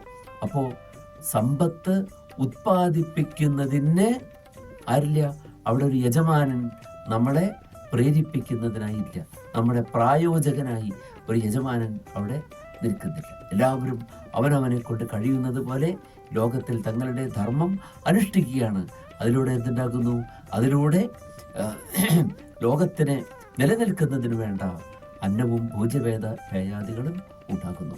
എന്നിട്ടോ അത് ഉണ്ടാക്കി കഴിഞ്ഞാൽ ഓരോരുത്തരും അവനവന് അർഹമായ അളവിൽ അർഹമായ സമ്പത്തിനെ സ്വീകരിക്കുന്നു. അത് ദേവന്മാർ കാണിച്ചു തന്നിട്ടുള്ള ആ മാതൃകയാണ്. അതുപോലെയാണ് നമ്മളും ചെയ്യുന്നത് എന്ന് പറഞ്ഞുകൊണ്ടാണ് ഋഗ്വേദത്തിൻ്റെ ഈ മന്ത്രം അവസാനിക്കുന്നത്. അപ്പോൾ എന്താണ്, ഒന്നുകൂടെ നമുക്കത് ചൊല്ലി നോക്കാം.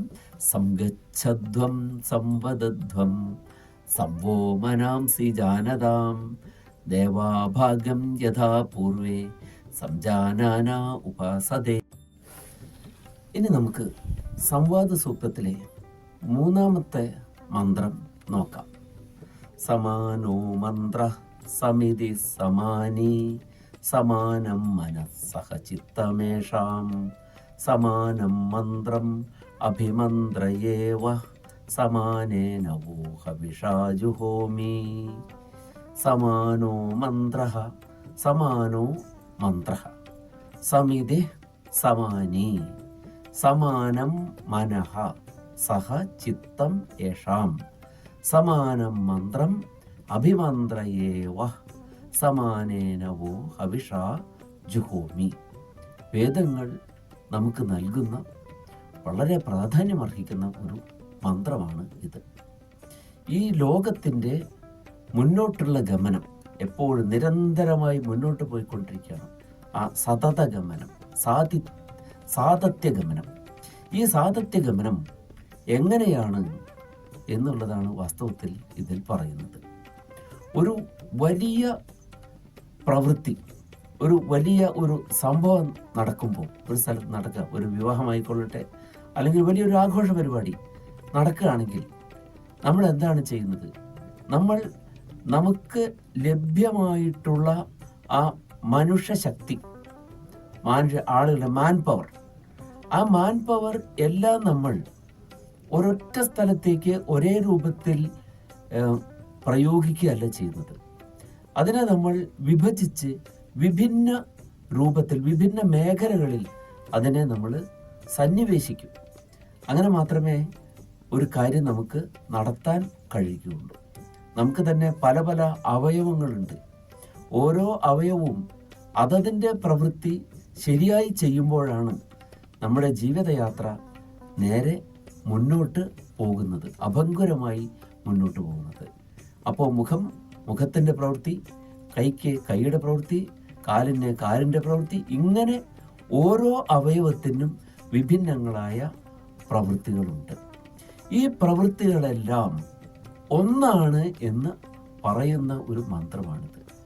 ഇപ്പോൾ നമ്മുടെ ഭാരതീയ സംസ്കാരത്തെ നാം ഏറ്റവും കൂടുതൽ നിന്ദിക്കുന്നത് വർണ്ണാശ്രമ വ്യവസ്ഥയുടെ പേരിലാണ്. എന്നാൽ ഈ വർണ്ണാശ്രമ വ്യവസ്ഥയിലാണ് ഇതെല്ലാം നിലകൊള്ളുന്നത്. ആ പേരല്ല നാം ഇന്ന് പറയുന്നത് എന്ന് മാത്രമേ ഉള്ളൂ, അല്ലേ? നമ്മൾ നോക്കുക, നമ്മുടെ രാജ്യം മുന്നോട്ട് പോകണമെങ്കിൽ ആരൊക്കെ അവിടെ ആവശ്യമാണ്? എല്ലാ വിധത്തിലുള്ള ആളുകളും നമുക്ക് ആവശ്യമാണ്. നമുക്ക് വേണ്ട കാര്യങ്ങൾ പറഞ്ഞു തരുന്ന, സാരോപദേശങ്ങൾ നമുക്ക് പറഞ്ഞു തരുന്ന, നമ്മളെ വിദ്യാഭ്യാസം ചെയ്യിക്കുന്ന ആളുകൾ നമുക്ക് ആവശ്യമാണ്. രാജ്യരക്ഷ ചെയ്യുന്ന ആളുകൾ ആവശ്യമാണ്. കൃഷിയും കച്ചവടവും ചെയ്യുന്ന ആളുകൾ ആവശ്യമാണ്. സാധാരണ ഏറ്റവും മാനുവൽ ലേബർ ചെയ്യുന്ന ആളുകളും നമുക്ക് ആവശ്യമാണ്. എല്ലാറ്റിനും വേണ്ടേ ആളുകൾ? അപ്പോൾ അതിന് നമുക്ക് അറിയാതെ തന്നെ നമ്മളിവിടെ നമ്മുടെ രാജ്യത്ത് 4 വിഭാഗങ്ങളിലായി ആളുകളെ നിയമിച്ചിട്ടുണ്ട്. സർക്കാരാണെങ്കിൽ ക്ലാസ് 1, ക്ലാസ് 2, ക്ലാസ് 3, ക്ലാസ് 4 ഇങ്ങനെ ജീവനക്കാരെ നിയോഗിച്ചിട്ടുണ്ട്. ഈ എല്ലാ ജീവനക്കാരും ചെയ്യുന്ന പ്രവൃത്തി ഒന്നാണ്. നമ്മുടെ രാഷ്ട്രത്തിൻ്റെ നിർമ്മിതിയാണ് നമ്മളെല്ലാവരും ചെയ്യുന്നത്. അപ്പോൾ ഈ രാഷ്ട്ര നിർമ്മിതി എന്ന് പറയുന്നത് ഒരു മഹായജ്ഞമാണ് എന്ന് കൂട്ടുക. അങ്ങനെ കൂട്ടിയാൽ എല്ലാവരും ഒരേ പ്രവൃത്തി ചെയ്താൽ രാഷ്ട്ര നിർമ്മിതി ആവില്ല. എന്നാലോ എല്ലാവരും ചെയ്യുന്നത് ഒരു പ്രവൃത്തിയാണ് എന്ന് പറയാം. അതെങ്ങനെ? എല്ലാവരും ചെയ്യുന്നത് രാഷ്ട്ര നിർമ്മിതിയാണ് എന്ന അർത്ഥത്തിൽ അത് ശരിയാണ്. അപ്പൊ എന്താവണം? അതിന് നിങ്ങൾ ചെയ്യുന്നത് വിഭിന്നങ്ങളായ പ്രവൃത്തി മണ്ഡലങ്ങളിൽ വ്യാപരിക്കുന്നവരായ നിങ്ങൾ എല്ലാവരും ചെയ്യുന്നത് ഒന്നാകണം എന്നാണ് ഈ മന്ത്രം പറയുന്നത്. സമാനോ മന്ത്രഃ, നിങ്ങൾ എല്ലാവരും ചെയ്യുന്നത് സമാനങ്ങളായ മന്ത്രണങ്ങൾ ആയിരിക്കട്ടെ. എന്താണ് നിങ്ങൾ ചെയ്യുന്ന സമാനമായ മന്ത്രണം? എന്താണ് ആ മന്ത്രണം? നമ്മുടെ രാജ്യം അഥവാ ഈ ലോകം സമാധാനപൂർണമായി നിലകൊള്ളണം, സമസ്ത ജീവജാലങ്ങൾക്കും സമാധാനപൂർണമായി സഹവർത്തിക്കുവാൻ ഉള്ള സാഹചര്യം ഇവിടെ ഉണ്ടാവണം. ഇതാണ് നമ്മുടെ മന്ത്രണം. അതിനായി ഞാൻ എൻ്റെ പ്രവൃത്തി ചെയ്യുന്നു. ബ്രാഹ്മണനായ ഞാൻ എൻ്റെ പ്രവൃത്തി ചെയ്യുന്നു, ക്ഷത്രിയനായ ഞാൻ എൻ്റെ പ്രവൃത്തി ചെയ്യുന്നു, വൈശ്യനായ ഞാൻ എൻ്റെ പ്രവൃത്തി ചെയ്യുന്നു, ശൂദ്രനായ ഞാനും എൻ്റെ പ്രവൃത്തി ചെയ്യുന്നു. അപ്പൊ എൻ്റെ ഈ പ്രവൃത്തിയിലൂടെ ഈ പ്രപഞ്ചം തന്നെ സമാധാനപൂർണമായി നിലനിൽക്കട്ടെ എന്നതാകണം ഓരോരുത്തരുടെയും മന്ത്രണം. അതാണ് സമാനോ മന്ത്രഃ എന്ന് പറഞ്ഞത്. സമിതി സമാനി, നിങ്ങളുടെ സമിതികളെല്ലാം സമാനങ്ങളായിരിക്കട്ടെ, തുല്യമായ മാനത്തോട് കൂടിയതായിരിക്കട്ടെ, ഒരേ മാനമാകണം അതിന്. അതെന്തായിരിക്കണം? സമിതി എന്ന് പറഞ്ഞാൽ എന്താണ്?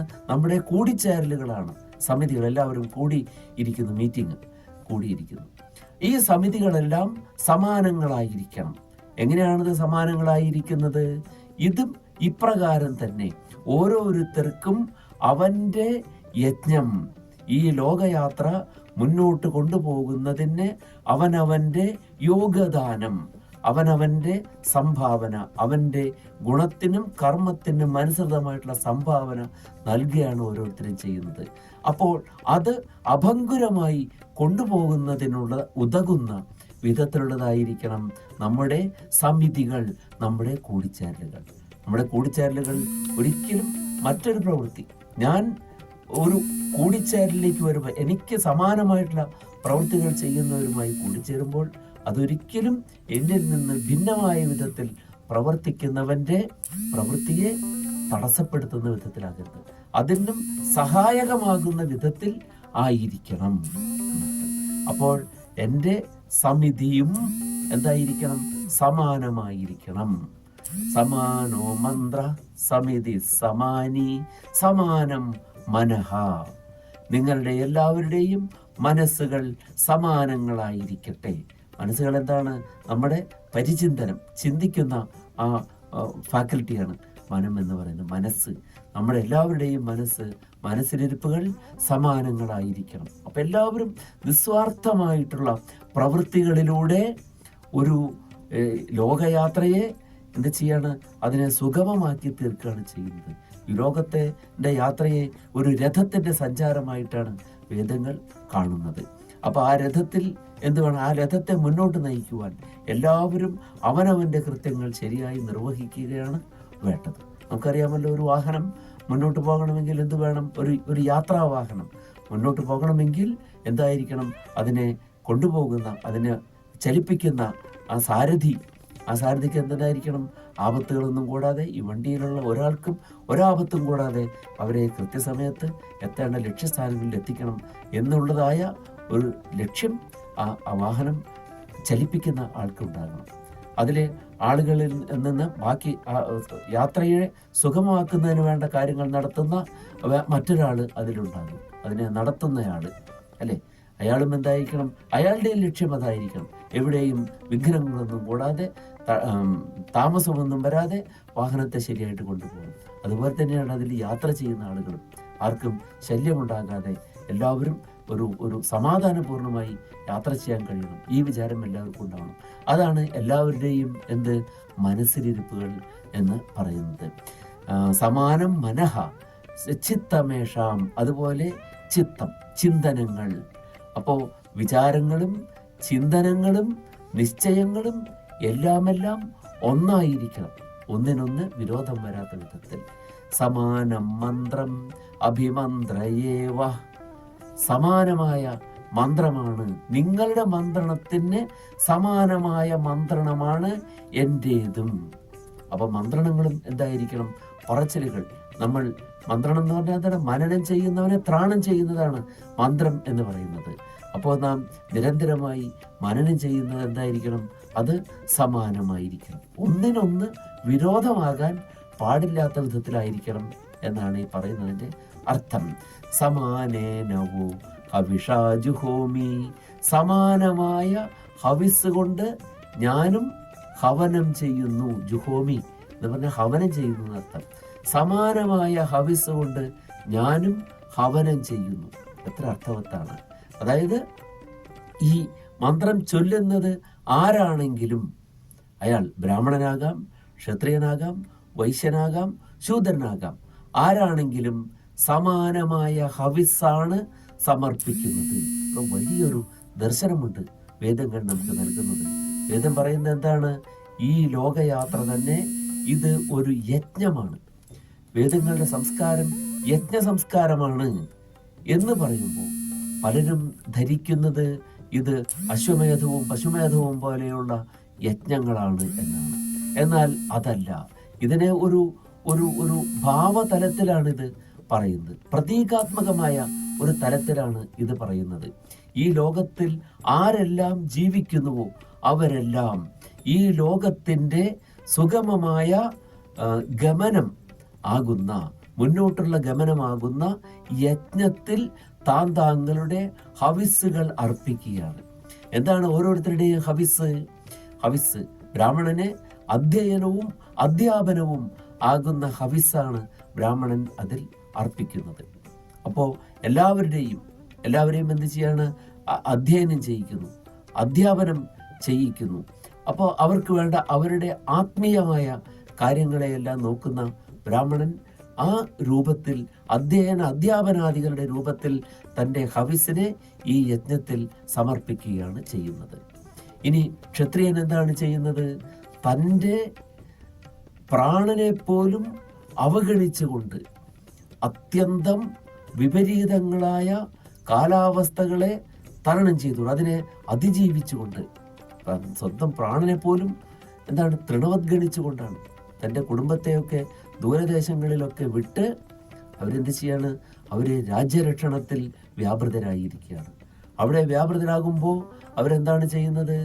തൻ്റെ ഹവിസിന് അർപ്പിക്കണം. തൻ്റെ രാജ്യത്തിൻ്റെ സുരക്ഷയാകുന്ന ആ യജ്ഞത്തിൽ തൻ്റെ ഹവിസ് അർപ്പിക്കണം. തങ്ങളുടെ ഓരോരുത്തരുടെയും ഭാഗങ്ങൾ അർപ്പിക്കുകയാണ്.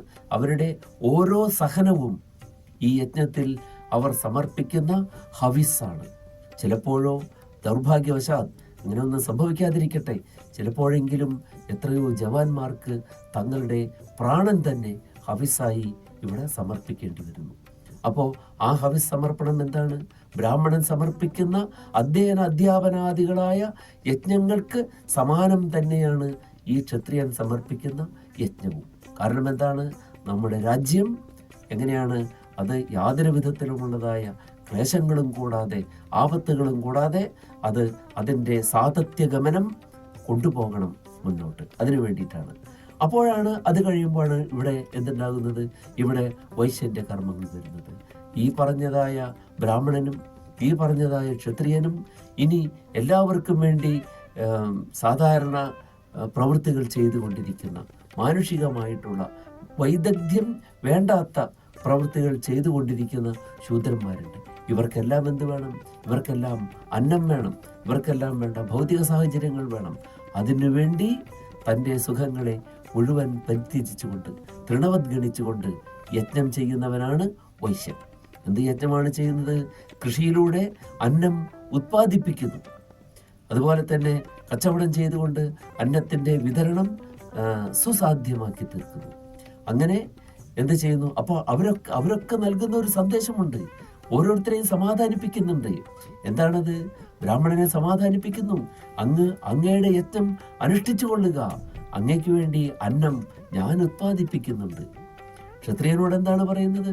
അങ്ങ് രാജ്യരക്ഷ ചെയ്തു കൊള്ളുക, അങ്ങ് അതിനിടയ്ക്ക് അന്നം ഉത്പാദിപ്പിക്കാൻ പോകണ്ട, അങ്ങ് രാജ്യരക്ഷയിൽ ഏകാഗ്രചിത്തനായിരിക്കുക, അങ്ങേക്കും അങ്ങയുടെ കുടുംബത്തിനും വേണ്ടി ഞാൻ അന്നം ഉത്പാദിപ്പിക്കുന്നുണ്ട്.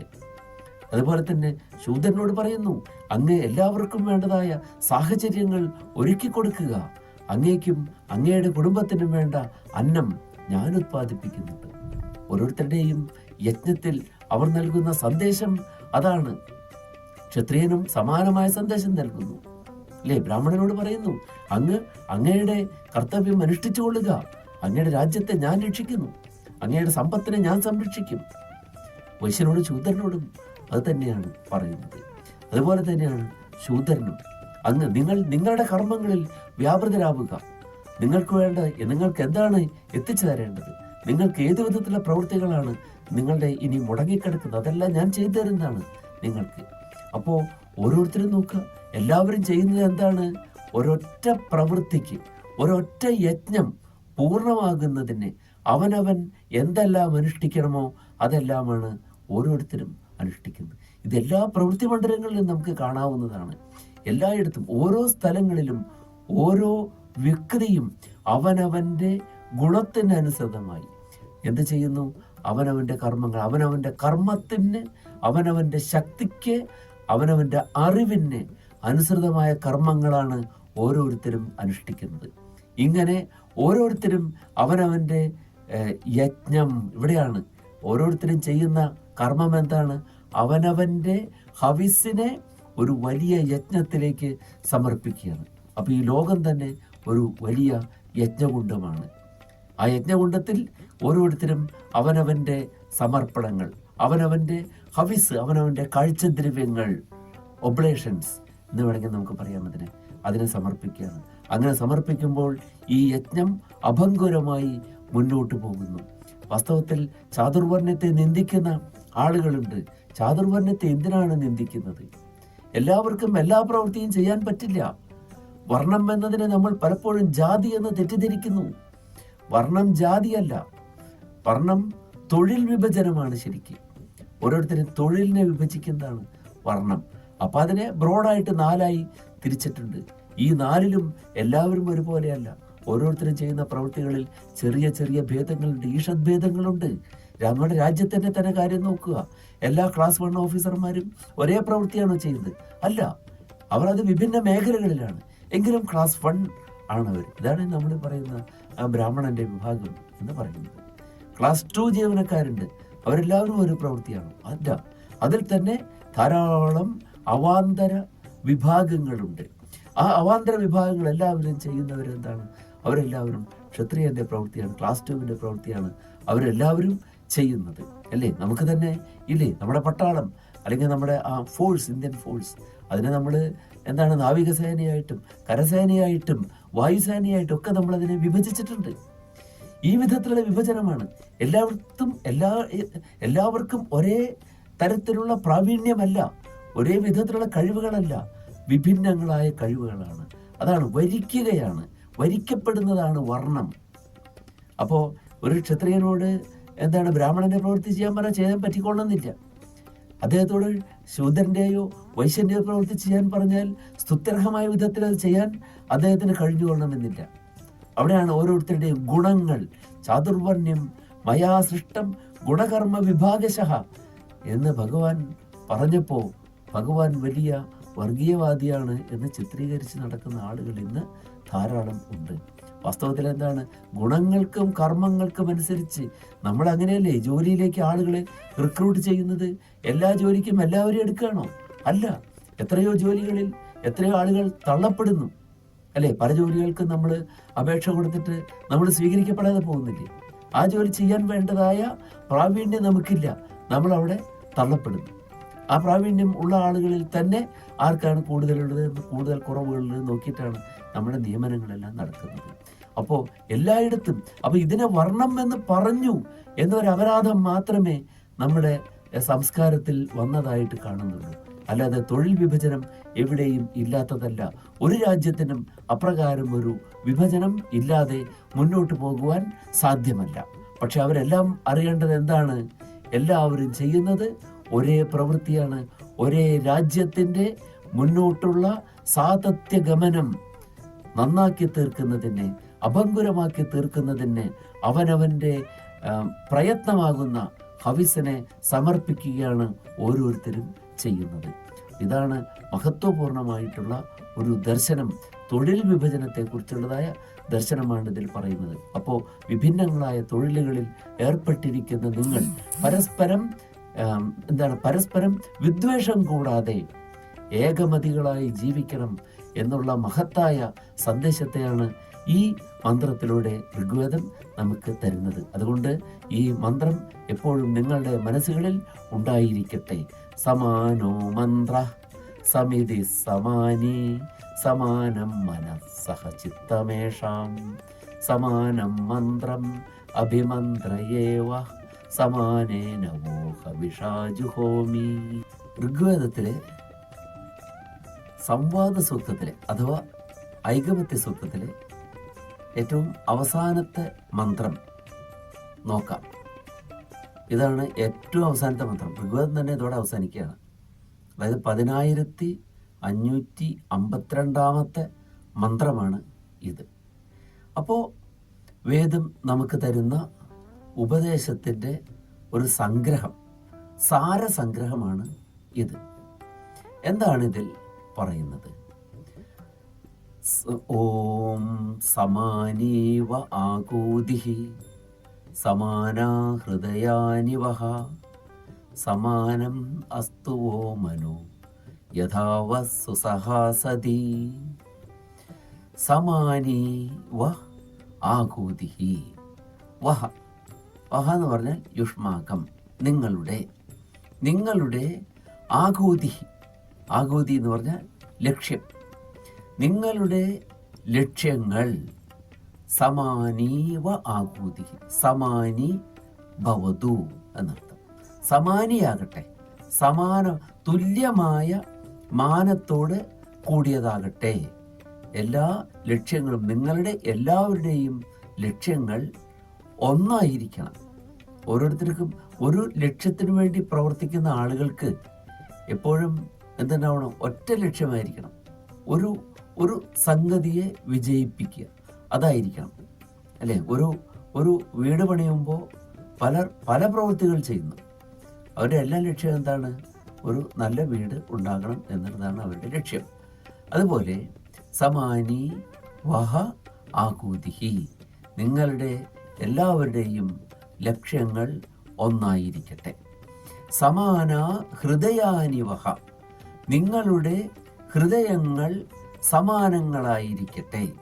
ഹൃദയങ്ങൾ എന്ന് പറഞ്ഞാൽ ഹൃദ്ഗതങ്ങൾ തന്നെയാണ്. അപ്പൊ ഹൃദ്ഗതം ലക്ഷ്യം ഒന്നായിരിക്കട്ടെ എന്ന് പറഞ്ഞിട്ട് പിന്നെ ഹൃദ്ഗതങ്ങൾ ഒന്നായിരിക്കട്ടെ എന്ന് പറയേണ്ട കാര്യമുണ്ടോ? കാരണം ലക്ഷ്യം തന്നെ ആയിരിക്കുമല്ലോ മനസ്സിലുള്ളത്. എങ്കിലും ഈ ഹൃദ്ഗതം, എന്ന് പറയുമ്പോൾ അത് അല്പം കൂടെ വ്യത്യസ്തമായിട്ടുള്ള ഒരു പ്രവൃത്തി ചെയ്യുന്നതാണ്. ഹൃദയത്തിന് എപ്പോഴും ഒരു വികാരപരതയുണ്ട്. നമ്മൾ കാവ്യത്തിലൊക്കെ പറയില്ലേ, സഹൃദയൻ. എന്താണ് സഹൃദയൻ? കവിയുടെ ഹൃദയത്തിന് സമാനമായ ഹൃദയത്തോട് കൂടിയവൻ. കവി ഒരു വർണ്ണന നടത്തുമ്പോൾ അദ്ദേഹം ഏത് വിധത്തിലുള്ള ഭാവങ്ങളാണ് ആവിഷ്കരിക്കുന്നത്, അഥവാ ഏത് പ്രകാരത്തിലുള്ള ഭാവങ്ങൾക്ക് അദ്ദേഹത്തിൻ്റെ മനസ്സ് പാത്രമായിട്ടുണ്ട്, ആ ഭാവങ്ങൾ അതേപടി ഉൾക്കൊള്ളാൻ കഴിയുന്നവരെയാണ് സഹൃദയന്മാരെന്ന് പറയുന്നത്. കവിക്ക് സമാനമായ ഹൃദയത്തോട് കൂടിയവർ.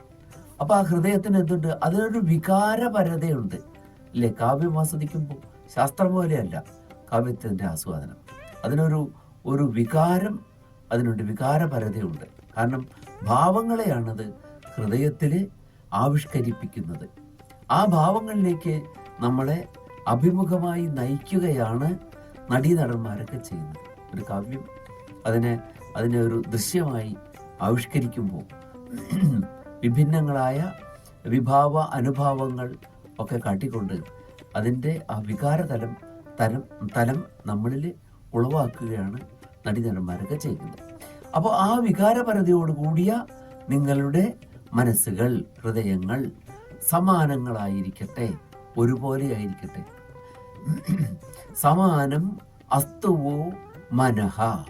ഇനി നിങ്ങളുടെ മനസ്സ് സമാനമായിരിക്കണം. മനസ്സ് എന്ന് പറയുമ്പോൾ എന്താണ്? മനസ്സ് മനോബുദ്ധിരഹങ്കാര ചിത്തം കരണമാന്തരം സംശയോ നിശ്ചയോ ഗർവ സ്മരണം വിഷയ അമി എന്ന് പറഞ്ഞിട്ടുണ്ട് സാഖ്യത്തിലെ. 4 വിധത്തിലുള്ള അന്ധകരണ വൃത്തികളുണ്ട് മനുഷ്യന്. എന്തൊക്കെയാണിത്? മനഃ, ബുദ്ധി, അഹങ്കാരം, ചിത്തം. ഇത് 4 അപ്പോൾ മനസ്സിനെ തന്നെ 4 ഫാക്കൽറ്റികളായിട്ട് തിരിച്ചിരിക്കുകയാണ്. അപ്പം അതിൽ തന്നെ മനസ്സ് എന്ന് പറയുന്നത് സംശയാത്മകമായ അന്ധകരണ വൃത്തിയാണ്, അല്ലേ? പലതിനെയും സംശയത്തോടു കൂടി വീക്ഷിക്കും. ലോകത്തിലും അങ്ങനെയാണല്ലോ. നമുക്കെപ്പോഴും സംശയങ്ങൾ ഉള്ള ആളുകളാണ്. ഒരു പരിധിയിൽ കൂടുമ്പോൾ സംശയം എന്തായിത്തീരും? അത് വിനാശകമായി തീരും. സംശയാത്മാ വിനശ്യതി എന്ന് പറഞ്ഞിട്ടുണ്ട്. അപ്പോൾ ഈ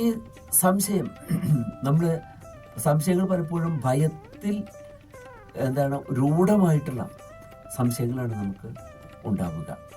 അതിരിക്കട്ടെ. അപ്പോൾ സംശയം ആണ് മനസ്സെന്ന് പറയുന്ന ആ ഒരു അന്ധകരണത്തിൻ്റെ പ്രവൃത്തി. സംശയമാണ്. സംശയവും അതിലൂടെ നിശ്ചയത്തിലേക്ക് എത്തുക, പല സംശയങ്ങളിലൂടെ.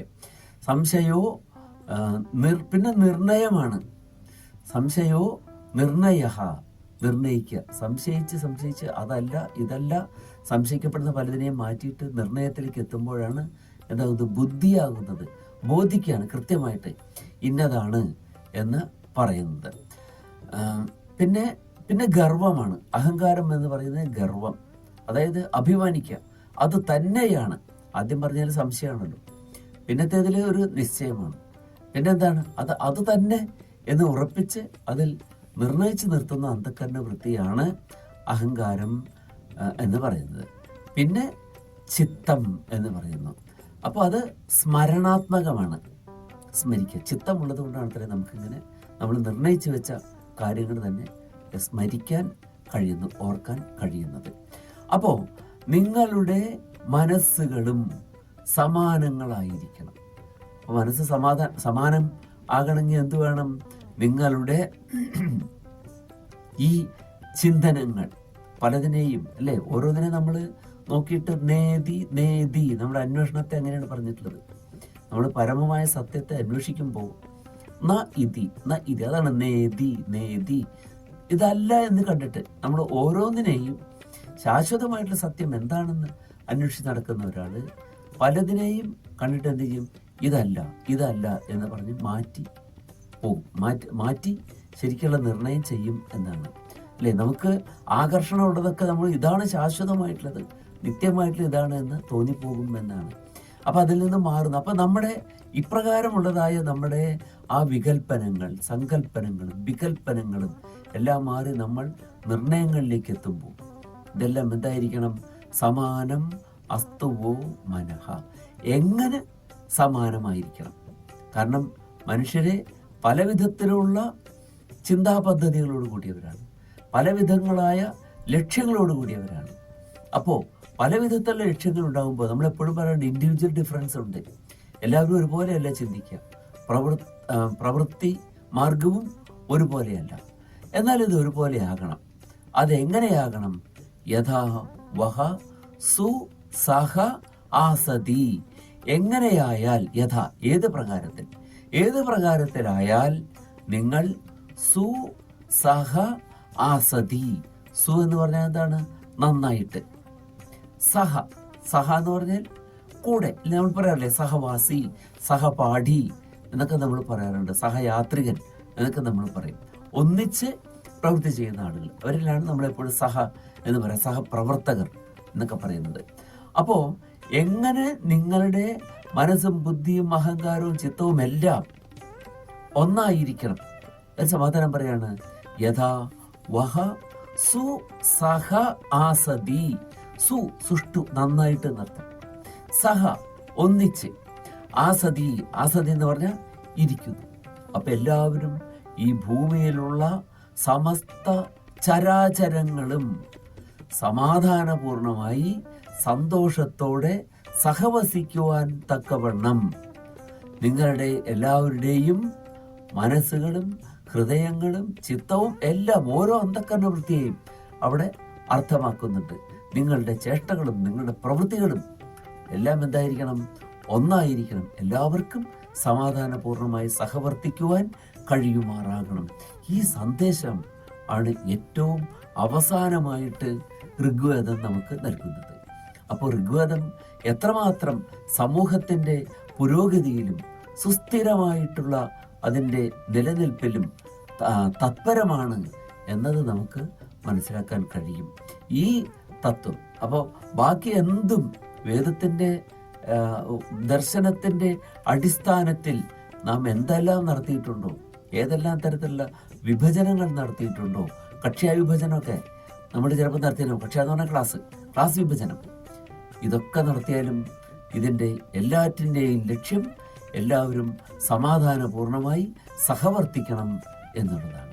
അപ്പം അതുകൊണ്ട് ഈ മന്ത്രം ഋഗ്വേദത്തിൻ്റെ ഏറ്റവും അവസാനത്തെ മന്ത്രം, ഇനി വേദം മുഴുവനായിട്ട് പഠിച്ചിട്ടില്ലെങ്കിൽ തന്നെ ആ വേദത്തിൻ്റെ ഏറ്റവും ഒടുവിലത്തെ മന്ത്രമെങ്കിലും, അപ്പോൾ ഒടുവിലെന്ന് പറയുമ്പോൾ അത് അന്തമാണ്. അന്തം എന്ന് പറഞ്ഞാൽ എന്താ അർത്ഥം? അന്തം എന്നുള്ള പദത്തിൻ്റെ അർത്ഥം എൻ്റെ എന്ന് പറഞ്ഞാൽ അതിൻ്റെ അർത്ഥം ലക്ഷ്യമെന്നാണ്. എൻഡ്സ് ഓഫ് ലൈഫ് എന്ന് നമ്മൾ പറയാറില്ലേ? ജീവിതത്തിൻ്റെ ലക്ഷ്യങ്ങളെയാണ് എൻഡ്സ് ഓഫ് ലൈഫ് എന്ന് നമ്മൾ പറയുന്നത്. ധർമാർത്ഥ കാമമോക്ഷങ്ങളൊക്കെ നമ്മളിവിടെ പറയാറുണ്ട്. അപ്പോൾ അപ്രകാരം എല്ലാവരും സമാധാനപൂർണ്ണമായി, അതിൽ ആരും ഹേയമല്ല, എല്ലാവരും ഒരേപോലെ മഹത്വമാർന്നവരാണ്. അപ്പോൾ എല്ലാവരുടെയും നിലനിൽപ്പ്, സമാധാനപൂർണമായ സഹവർത്തിത്വം സാധ്യമാകുമാറ്, സാധ്യമാകുമാറ്, നന്നായി സാധ്യമാകുമാറ് നിങ്ങളുടെ ഹൃദയങ്ങളും ലക്ഷ്യങ്ങളും വാക്കുകളും എല്ലാം ഒന്നായിരിക്കട്ടെ എന്ന ആശംസയോടുകൂടിയാണ് ഋഗ്വേദം പരിസമാപ്തിയിൽ എത്തുന്നത്. നമസ്കാരം.